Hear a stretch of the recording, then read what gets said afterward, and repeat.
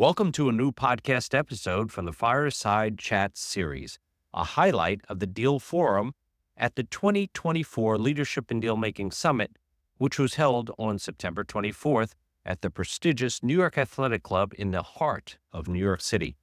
We are making our Fireside Chats available to those who couldn't be with us in person and for those who would like to experience and listen to it again. Hello there, M&A Advisor community. This is Roger Aguinaldo, and welcome back to the M&A Advisor podcast. Since 1998, the M&A Advisor's mission is to recognize achievements, provide thought leadership, and connect professionals in mergers and acquisitions for the purpose of improving your deal-making craft and accelerating your deal flow. We are so glad you're joining us for this insightful and inspiring podcast conversation curated for mergers and acquisitions professionals. Whether you're an aspiring deal maker, a seasoned professional, or just curious about the world of mergers and acquisitions, you'll find something valuable and relevant in our podcast. Our goal is to bring you the best insights, stories, and tips from the experts who've been there and done that, so you can learn from their successes and mistakes and take your deal making skills to the next level. But before we dive in today's episode, we have a small favor to ask you. If you enjoy listening to our podcast and find it useful, please consider following us on Spotify, Apple Podcasts, and YouTube, and subscribing to our M&A Alerts newsletter. You can find the links in the description below. This will help us reach more people like you and grow our community of M&A professionals. It will also let us know that you appreciate our work and want us to keep producing more quality content for you. Plus, you'll never miss an episode, and you'll always be in the loop with the latest trends in the M&A world to improve and accelerate your deal making. So please follow us. You are the reason we do what we do, and we couldn't do it without you. And now for today's podcast. Welcome back to our Fireside Chat series from the 2024 Leadership in Dealmaking Summit. We're thrilled to invite you to an engaging discussion featuring Jeff Johnson, Managing Partner at Blackford Capital, and Corey Massella, Partner at UHY LLP and Managing Director at UHY Advisors. Together, they will delve into a crucial topic for the M&A community: private equity, building and mentoring a high-performing team. In today's competitive landscape, the strength of a private equity firm hinges not only on its investment strategies, but also on the talent and culture behind them. This conversation promises to provide valuable insights into effective team-building practices, mentorship strategies, and the importance of fostering a high-performance culture within your organization. Join us as Jeff and Corey share their experiences and best practices, offering actionable takeaways that can elevate your team's effectiveness and drive success in your M&A endeavors. Whether you're a seasoned professional or new to the field, this discussion will equip you with the knowledge to enhance your team's performance and navigate the complexities of private equity. You won't want to miss this opportunity to learn from the industry leaders and elevate your approach to team dynamics in the ever-evolving world of mergers and acquisitions. Thank you very much. We'll start off, we're going to be focusing on leadership, but I think Jeff and I are going to start off with just a little background on our leadership roles so you get a sense of where we're coming from. So Jeff, you want to kick that off? Talk a little bit about the firm? Okay. Good morning, everyone. My name's Jeff Johnson. I am one of the managing directors at Blackford Capital. We are a West Michigan-based private equity firm focused on the lower middle market, primarily in industrial situations. We principally target family and founder-owned businesses, largely in the industrial space, and work with these families on generational transition programs and whatnot, and have been doing it since 2010 when firms started. I'm Corey Massella. I'm managing director at UHY. UHY is a top 20 CPA firm. We're about 2,000 professionals, and one of our focuses with about 30 offices. Internationally, we're larger. We're number 16 with like 8,000 professionals in 100 cities. But we focus a lot on companies that are entrepreneurial, doing things and building, meaning that we're dealing a lot with private equity, VC, family offices, independent sponsors, and we bring the litany of partners that a lot of us are from the big four, second tier. So we bring that full suite of services that you can get, on I would call us a third tier firm. You got the big four, and then you get your second tier, and then that third tier of large firms in top 20, that's where we're at. And we take a very strategic entrepreneurial approach. So, Jeff, you want to talk about your evolution of how you led from your Soros days to today? Sure, absolutely. So I started my career at Goldman Sachs in their merger department as a kind of newly minted college graduate. So have been in the finance world for roughly 30 years or so. After doing some investment banking and corporate development work, I had the opportunity to join Soros Fund Management and help manage their private equity portfolio. This was kind of in the mid and late 90s. And the team that I worked with eventually spun out and created a firm by the name of Gilbert Global Equity Partners. And I was with them for 18 years and really kind of started as a young associate and, was kind of promoted through the organization to eventually becoming a managing director and partner there, and then transitioned to Blackford Capital. So I have kind of seen the full, kind of extent of kind of the career development path in private equity and investment banking. Yeah, and as a CPA, I actually started at a firm that was similar to UHY size that merged into Touche. And then I was around for Touche and Deloitte coming together, and that's when I left. And as an evolution, I kind of was with some people from the larger firms, small boutique, but then I went out on my own for 14 years and ran my own firm, strategizing as a lifestyle, but then eventually knowing I was going to go back and bring myself into a larger firm at some point. And I also was a Vistage member, if anybody knows what that is. And that's what I did strategically. And so that's how I ended up at UHY. So I've seen that evolution and I've come back to, we'll call lower middle market accounting firms with a full suite of services, which has helped, my career. So talk to us about Blackford and why you ended up there and how that brings you into that almost like a COO leadership role, Yeah. So for me, I had spent most of my professional career in New York City. But my wife and I, for some family reasons, decided that we wanted to move to the Midwest. And I had a wonderful opportunity to join Blackford in 2015. And really, I was asked to come in and, kind of help support the founding partner, who, I think was struggling with his own kind of, growth issues in terms of the firm. And so I was asked to basically come in and take a lot of the practices and kind of roles that I did at Gilbert Global in terms of, helping us really institutionalize our firm. And that was everything from the investment committee process, how we go about evaluating transactions, how we proactively go out to search to seek new transactions, and then really kind of build out our back office as well. As most of you know, in the private equity space, it's highly regulated. We're a registered investment advisor. There's an enormous amount of kind of back office work that goes into making a private equity firm successful. And so really, I was asked to come in and kind of help build that entire effort from, what was at the time a very, very small firm into kind of what we've grown today. And then, so your evolution is kind of like, we all pivot along the way. And I think part of what we want to suggest to those leaders in the future, and when we're dealing with mentoring, is how do we advise them on their careers and what's the advice we give of what we've experienced and what they should be prepared for in their careers.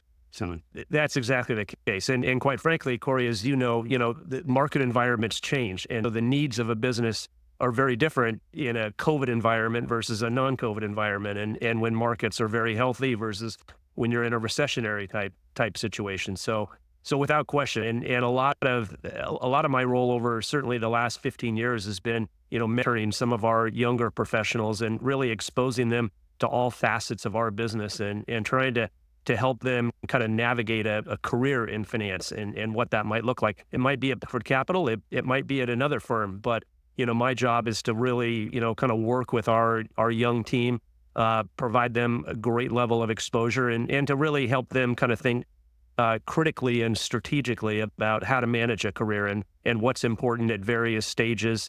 How you manage opportunity versus compensation versus upward mobility and the like. So a lot of things to think about. And would you say that, and I found this, that one of the biggest issues that we find is communication and communication as you're mentoring and the constant touch points and the multigenerational of how you manage the communications with certain people in their careers. Can you say what you've been doing at Blackford and how you've been managing it? I would say probably a good example. Let's work backwards. Let's look at where we are today, because this is probably one of the more difficult times, not from the standpoint of business, but more in managing the people and expectations. So. Yeah. So, this is a very, very different, time that we live in. I think that, we have a lot of younger professionals that have placed a great deal of emphasis on lifestyle and ability to work remotely, and to have flexible hours and whatnot. That sometimes, but it sometimes does not work in the throes of a deal environment at a private equity firm. So, we spend a fair amount of time, trying to evolve, but at the same time, trying to kind of stick to our principles. We had one kind of leave of absence, during the COVID environment where we all worked at home for 6 months or so, but that was really it. And then, we came back and for the last several years, we've been, kind of 5 days a week in our office. And that's one of the expectations that we have of our junior professionals. And quite frankly, a lot of the junior folks that come and work with us, they want that, face-to-face, come in the office experience with the senior level members of our team, because I think that in their minds, that's really how you grow and develop. And I agree with them, and I encourage that. Calling all M&A restructuring and corporate finance professionals. I'm Roger Aguinaldo, the creator and CEO of the M&A Advisor, and I have some great news for you. You are warmly invited to the exclusive Deal Forum at the 2024 Future of Dealmaking Summit on November 20th, 2024 at the prestigious New York Athletic Club in the heart of New York City. Light up your M&A career and ignite your deal-making skills. Join us at the all-new Deal Forum of the 2024 Future of Dealmaking Summit. This assembly gathers business insiders and deal makers to discuss the top trends, opportunities, and key issues facing the mergers and acquisitions market. The faculty, comprised of industry experts, participate in fireside chat sessions where they engage in insightful discussions moderated by prominent media personalities and thought leaders, keynote conversations, and M&A TV interviews. Finally, network, exchange ideas, and gain valuable insights in a face-to-face conversation with a thought leader of your choice in one-on-one meetings. To know more about the Deal Forum at the Future of Dealmaking Summit or to register, visit our website at www.maadvisor.com. That's MAADVISOR.com. Email us at events@maadvisor.com or call +1 212 951 1550. That's 212 951 1550. Don't miss out. Register now. The future of dealmaking awaits. Yeah, and from our perspective, as professionals, the competitive environment also lends itself to how you adapt and how you work with these people. So, we went to the 2 days a week. People are showing up, but at the same time, we started to do happy hours, believe it or not. And when they come in, so they get the bond. We've done some events where we've taken them to baseball games or things like that, and we've taken different departments and kind of cohesively had events where we, actually at my house, we had 35 people where we did no beer while we did it, but beer pong. So they two teams competed against. But the point is, there was plenty of drinking. I'll leave that out. But the point of that story is the bonding of the teams. It takes a lot of work, but it's become incredibly effective. And our turnover has totally shrunk. We are having like no turnover, and we got like 250 people within it, this region alone. So the environment is, we were doing that before, but now it's more important. And then the mentoring part is a tremendous amount more touch points than we were doing previously, because they're not always in the office, and we're taking that time to make sure we do more sessions and trickling it down at different levels, where it's more of a comprehensive touch point, because people aren't always together. But we found by doing what we were doing, people started bonding, and the effectiveness of decision making in Zooms is shrunk a little bit. And we do more when we get together and schedule into the office. Are you experiencing that? Absolutely. We spend a lot of time when we evaluate businesses trying to understand a firm's culture and what really drives them, for success. And will they be as successful under our watch as they have been, previously? And it's really forced us to think, internalize and really kind of internalize that same practice. And we as a senior leadership team at Blackford, we meet quarterly, and we have a separate meeting strictly to identify culture and how it is that we can, continue to build on our culture. We actually do a culture survey every quarter, anonymously, where we try to understand, what the employees want, what they don't want, what they're appreciative of, what they're not appreciative of. But it's really, it's this sense of trying to create an overall team environment and be very constructive about it. And we're constantly trying to evolve because the needs of our employees change over time. And, we've learned that, retention of key employees is the ultimate barometer of our success. And if we lose a high performing associate, it sets us back a full year, to try to bring someone else in and train them and whatnot. And we don't make decisions that everyone is always popular with, but we definitely have a much more, consensus building approach than we have historically. And we're doing the same. We're doing the surveys. We're doing the acknowledgments, and then we're doing upward evaluations even at the partner level. Let them evaluate us and come back with whatever they their feedback, so that they know it's a two-side engagement. Are you using any behavioral profile? Not profile. You shouldn't use that word. Personality testing to an assessment of when you're dealing with people, because I've lived and breathed this since my Deloitte days. Even on my own, I was doing a personality test when I was hiring to figure out what quadrant I needed somebody on. But what about you? So for our portfolio companies, we absolutely do that. And if we close a transaction within the first 2 or 3 months, we're actually doing a personality assessment of our entire senior leadership team to try to understand the dynamics, because we're kind of coming at it from afar, and we're trying as a board, as a board and a set of sponsor leaders, we're trying to evaluate the dynamics within a particular organization. In terms of our firm, we do personality tests if we bring on, kind of mid-level to senior level talent. For the younger folks, we don't, because we just feel like, their personalities are changing and evolving, and so we don't. But from a recruiting standpoint, we have a very, very active intern program where at any one point in time, we have 6 interns from the local universities working, on kind of an experience basis with Blackford Capital. We fully expose them to our investment committee process. We think we create a very unique kind of learning environment for them within the finance world.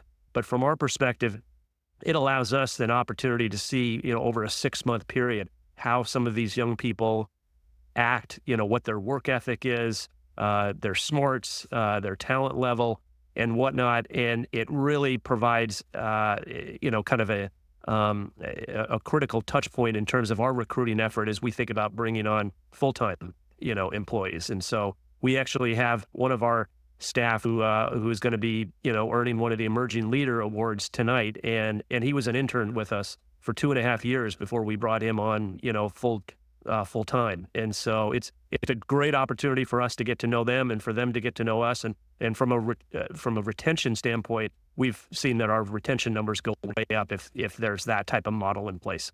Yeah, and we do the same similar program. So we do, we have a whole internship, and then sometimes as leaders, we have to, the people call my managers, my partners, they're evaluating these young people, and sometimes you have to have that discussion that you can't judge them based on on just the dialogue and the shyness because they're uncomfortable, and you have to go beyond that and get a little deeper before you make that decision whether we want to bring them in permanently or something like that.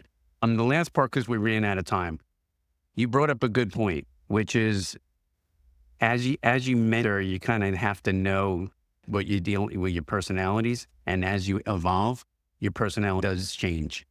So that was we all know that because we've all done that on our own. But absolutely. So, any questions? Because we ran out of time.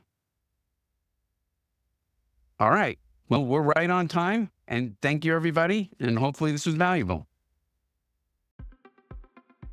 We hope you enjoyed this episode and learned something new from it. If you have any questions or comments for us or any of our guests, please feel free to leave them in the podcast platform of your choice or send us an email at editor@maadvisor.com. We would love to hear from you and get your feedback. And if you haven't done so already, please follow us on Spotify, Apple Podcasts, YouTube, and subscribe to our M&A Alerts newsletter at the links in the description or on our website at www.maadvisor.com. This will help you stay updated on the latest M&A interviews and trends and support our podcast to grow and reach more listeners like you. This is Roger Aguinaldo, the creator and founder of the M&A Advisor. Thank you for tuning in and being part of our M&A Advisor community.